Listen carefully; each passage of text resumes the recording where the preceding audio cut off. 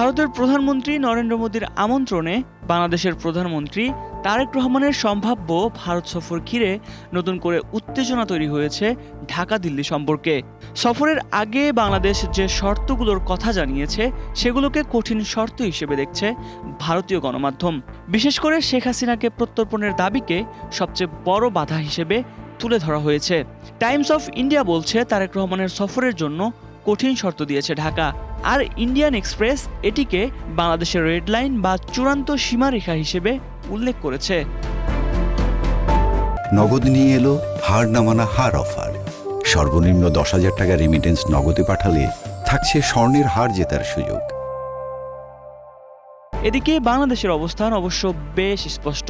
শেখ হাসিনাকে প্রত্যর্পণের অনুরোধের বিষয়ে ভারতকে দ্রুত পদক্ষেপ নিতে হবে এবং তারেক রহমানের সফরের জন্য একটি সহায়ক পরিবেশ তৈরি করতে হবে।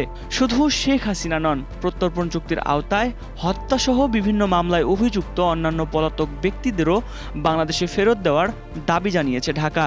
পররাষ্ট্র মন্ত্রণালয় বলছে, শেখ হাসিনার নয়াদিল্লিতে প্রকাশ্য বক্তব্যের কারণে সফর নিয়ে যে পরিবেশ তৈরি হয়েছিল তা ক্ষতিগ্রস্ত হয়েছে। তাই এখন ভারতের জবাবের অপেক্ষায় বাংলাদেশ।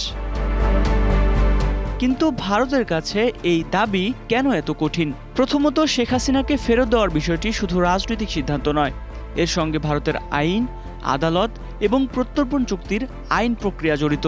বাংলাদেশ 2024 সালে প্রথম প্রত্যর্পণের অনুরোধ জানায়, পরে বিএনপি সরকারও তা পুনর্ব্যক্ত করে। ভারতীয় সরকারি সূত্র বলছে, বিষয়টি প্রযোজ্য আইন ও প্রচলিত প্রক্রিয়া অনুযায়ী পরীক্ষা করা হচ্ছে। ফলে ঢাকার চাওয়া অনুযায়ী দ্রুত সিদ্ধান্ত নেওয়া নয়াদিল্লির জন্য সহজ নয়। অপরদিকে এর সঙ্গে যুক্ত হয়েছে শেখ হাসিনার রাজনৈতিক অবস্থান এবং ভারত বাংলাদেশ সম্পর্কের বৃহত্তর হিসাব।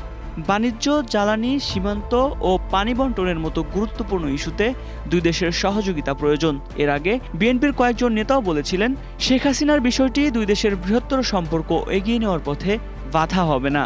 কিন্তু সাম্প্রতিক সময়ে নয়াদিল্লিতে শেখ হাসিনার প্রকাশ্য বক্তব্য এবং তাকে ফেরত দেওয়ার জোরালো দাবি পরিস্থিতিকে আরও জটিল করেছে। ভারত আবার স্পষ্ট করেছে, তাদের ওই বক্তব্যের আয়োজন বা সমর্থনে সরকারের কোনো ভূমিকা ছিল না।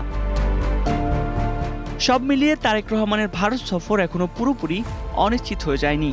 ব্রিক্স সম্মেলন ও দ্বিপক্ষীয় সফরের আমন্ত্রণ বহাল রয়েছে বলে জানিয়েছে ভারতীয় সূত্র। তবে সফরের আগে শেখ হাসিনার প্রত্যর্পণ নিয়ে ভারতের কাছ থেকে কী জবাব আসে সেটি এখন সবচেয়ে গুরুত্বপূর্ণ প্রশ্ন। ঢাকা চাইছে স্পষ্ট ও দ্রুত সিদ্ধান্ত, আর নয়াদিল্লি চাইছে আইনি ও কূটনৈতিক বাস্তবতার মধ্যে সমাধান।